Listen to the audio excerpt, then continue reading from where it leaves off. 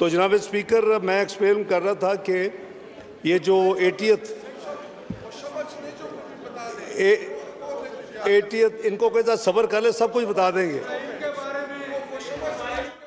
अगर काइंडली आप वो जो बात जो करने आए हैं, जो आप लोगों के सवाल था ये नई रवायात कायम ना करें, के ऊपर यूएन जनरल वही ये नई रवायात कायम ना करें। मेरी तो बात सुने, मुझे फ्लोर दिया हुआ है, मैं इनकी बात हमेशा सुनता हूँ। ये मेरी बात सुने मेहरबानी करके, को मैं आपको सब पता चल जाएगा। आप सब्र करें ज़रा, जब उसकी बारी आएगी तो उसमें भी पता चल जाएगा, कोई मसला नहीं है। तो जो यूएन जनरल असम्बली का जो 80th सेशन था जनाब स्पीकर, वो प्राइम मिनिस्टर साहब ने, मैं समझता हूँ कि कौम की भरपूर नुमाइंदगी की, और उन्होंने जहाँ कश्मीर का मसला उठाया वहाँ फ़लस्तीन का मसला भी उठाया, जहाँ उन्होंने दूसरे ग्लोबल इश्यूज़ पे जिक्र किया, क्लाइमेट चेंज का, वहाँ पाकिस्तान का इंडस वाटर ट्रीटी का ख़ुसूसन जिक्र किया, और ये बड़ी तफसील के साथ उन्होंने पाकिस्तान की नुमाइंदगी की। और जब वो सेशन उन्होंने तकरीर ख़त्म की तो सबसे पहले फ़लस्तीन के जो वहाँ नुमाइंदगी थी और जो उनके अपना सदर और वज़ीर आज़म के बिहाफ पे थे लोग, वो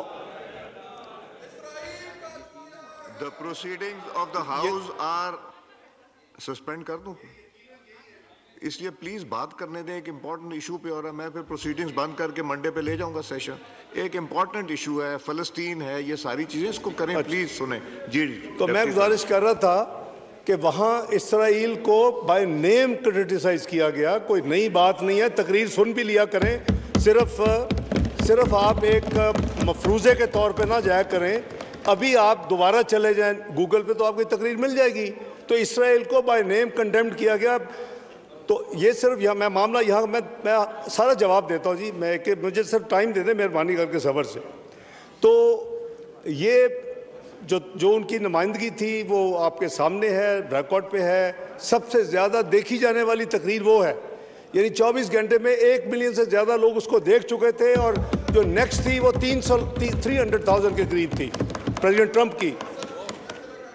इसके अलावा ग्लोबल डेवलपमेंट इनिशिएटिव, आपको पता है कि वो चाइनीज़ जो है वज़ीर आज़म उन्होंने ख़ुद चेयर करना था, पाकिस्तान उस पर मदऊ था, और पाकिस्तान ने उसमें वज़ीर आज़म साहब ने उसमें ख़ुद उसमें नुमाइंदगी की।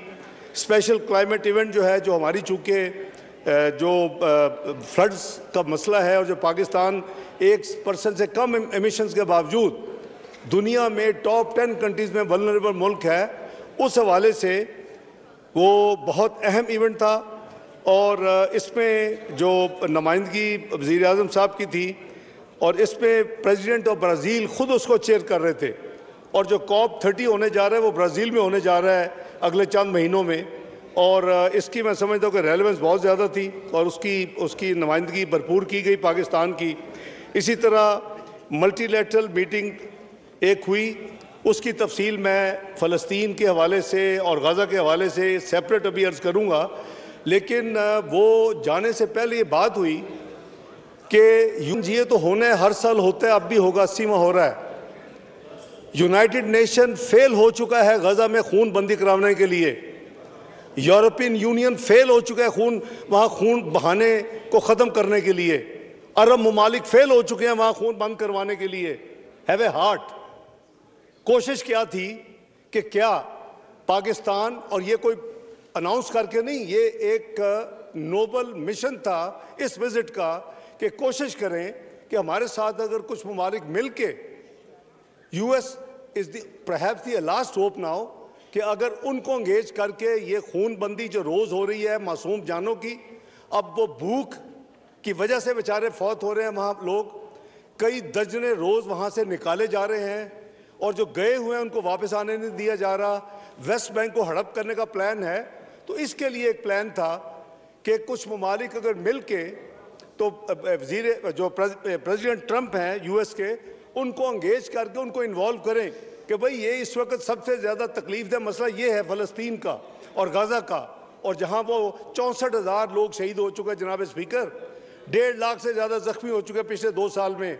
ये दर्जनों करारदादें पास हो चुकी हैं यूनाइटेड नेशन में, यूएन जनरल असम्बली में, OIC की करारदाद हो चुकी हैं, हमने तो अपना तकरीर में, मैंने तो कहा कि गजा तो ग्रेव यार्ड का बन चुका है कब्रिस्तान, इंटरनेशनल ग्लोबल कॉन्शियस का ज़मीर का कब्रिस्तान बन चुका है, वहाँ तो लोगों का कब्रिस्तान तो बन रहा है।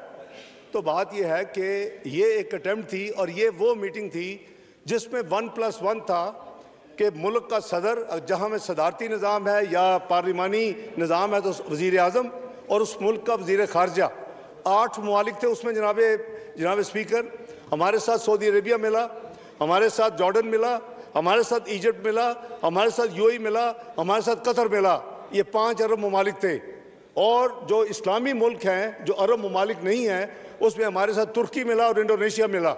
ये वो 8 ममालिक थे जिनके या सदर, जिनके सदारती निज़ाम है, तुर्की का सदर है, इंडोनेशिया का सदर है, या वज़ीर आज़म, और उनके तमाम 8 के 8 पाकिस्तान समेत वज़ीर ख़ारजा। ये एक मेरे नज़दीक सबसे इम्पॉर्टेंट मीटिंग थी जो कि वहाँ हुई।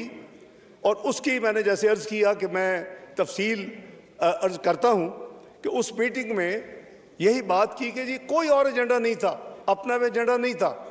और उस मीटिंग जब तय हो गई, उससे पहले एक दिन प्रिपरेटरी मीटिंग हुई। मैं आज तफसील बता रहा हूँ, ये किसी प्रेस में नहीं है। और ये तय हुआ कि ये डिस्क्रीट रखी जाएगी। ये इतना noblest of the noble cause है कि अगर ये निकला तो कई जो स्पॉइलर हैं जो इसको ख़राब करेंगे वो जंप करके आ जाएंगे मैदान में। हमने देखा है, मैंने जैसे अर्ज़ किया, ना यूएन की रेजोल्यूशन ने कोई काम किया, ना सिक्योरिटी काउंसिल रोक सकी, ना अरब ममालिक खुद रोक सके। और वहाँ तकरीरें बहुत हुई हैं। इस हाउस में भी एक हमने रेजोल्यूशन पास की, बड़ी सिंसियरिटी में मोस्ट ग्रेटफुल हूँ दोनों साइड्स का, कि इधर भी हुई, सेनेट में भी हुई। लेकिन एंड रिजल्ट क्या था? वो खून बह रहा था, वो लोग रोज़ाना अब भूख से वहाँ ह्यूमैनिटेरियन एड को नहीं जाने दिया जा रहा था। जनाब स्पीकर, तो उससे एक दिन पहले हमारी 8 फॉरेन मिनिस्टर्स की प्रिपरेटरी मीटिंग हुई। उसके बाकायदा, ताकि 1 घंटे की मीटिंग थी प्रेसिडेंट ट्रंप की, वो वाली, तो ये साइड लाइन्स पे थी और यूएन हेडक्वार्टर्स के अंदर थी, अक़वाम मुत्तहिदा के हेडक्वार्टर्स के अंदर थी न्यूयॉर्क में। उस पर हमने बात सब ने की कि जी ये इस वक्त जो कुछ हो रहा है ये तो शर्मनाक चीज़ है। अगर इसको भी रोक नहीं सकते फिर इस अदारों का ऐसे का क्या फ़ायदा यूएन जनरल असम्बली का, क्या फ़ायदा यूएन सिक्योरिटी काउंसिल का। आई मस्ट अप्रिशिएट के प्रेसिडेंट ट्रंप ने उसको पॉजिटिवली रिएक्ट किया, पॉजिटिव रिस्पॉन्स दी। उसने कहा कि फिर इस तरह करें कि आपके जो 8 फॉरेन मिनिस्टर्स हैं, मेरी टीम आपके साथ बैठ जाती है और आप कोशिश करें कि 48 से 72 घंटे में कोई आप वर्केबल सोल्यूशन दें। और उन्होंने बताया कि मैंने पीर को, आने वाला जो पीर था जो गुजर गया है, मैंने पीर को नेतन्याहू से मीटिंग करनी है, तो मैं फिर इसको कोशिश करता हूँ कि इसको रोकने की। ये सारी उसकी स्पिरिट थी। इस पर किसी का ज़ाती एजेंडा नहीं है। और जैसे मैंने कहा कि तमाम जो फोरम हैं जिनको करवा लेना चाहिए था, अब तक 2 साल नहीं करवा सके, तो इसलिए वो मीटिंग ख़त्म हुई। अगले दिन मीटिंग तय हुई दोबारा। कतर की एम्बेसी कन्वीनर थी, उस एम्बेसी में तमाम मीटिंग्स हुई। इसको कोई पब्लिक नहीं किया गया, कोई फ़ोटो नहीं रिलीज़ हुई। माँ से प्रेसिडेंट ट्रंप वाली मीटिंग की ज़रूर हुई क्योंकि यूएन वो हेडक्वार्टर्स में थी, और उसमें प्रेसिडेंट ट्रंप की मीटिंग भी आई, कमेटी उनके भी टीम आई, उनके साथ खुल के बात हुई कि भाई आप क्या चाहते हैं, आप बताएं कि जो कुछ हो रहा है ये कैसे आपके ख्याल में कैसे क्या ख़त्म हो सकता है। तो उन्होंने एक पेपर दिया, एक प्रपोज़ल दिया जो कि 20 पॉइंट प्रपोज़ल था।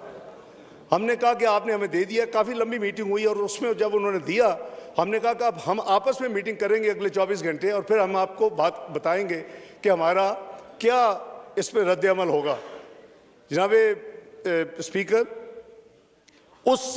उसी के अंदर रहते हुए बजाय ये कि हम कंप्लीट एक नया ड्राफ्ट बनाते और फिर वो उसमें कई दिन लगते, तो हमने कहा कि इस फ्रेमवर्क के अंदर रहते हैं, जो चीज़ें हमारी विश लिस्ट है उसको हम उसमें या इनकी चीज़ों को अमेंड करते हैं, डिलीट करते हैं, यानी ट्रैक चेंजेस जिसे कहते हैं, और अपनी चीज़ें डालते हैं। हमने उस हवाले से कई मीटिंग्स की। अगले 24 घंटे में 3 मीटिंग्स हमारी हुई, एक्सचेंजेस हुई, और मैं हार्ड कॉपीज़ हम एक्सचेंज कर रहे थे एक दूसरे के होटलों में, ताकि अगर वो ना हो कि कोई चांस है रोकने का इस खून बंदी का, तो वो भी ख़त्म हो जाए। वो अल्हम्दुलिल्लाह जुमे को रात को जब मैं वहाँ से निकल रहा था, तो ये फाइनल जो ड्राफ्ट बना हमारी तरफ से 8 मुल्कों की तरफ से, अकेला पाकिस्तान उसमें नहीं है, 8 मुल्कों की तरफ जो ड्राफ्ट बना, वो ड्राफ्ट फैसला हुआ कि जी अब इसको दूसरी तरफ एज पर अंडरस्टैंडिंग हम भेज दें कि जी हमारा ये ड्राफ्ट है as a counter draft to you.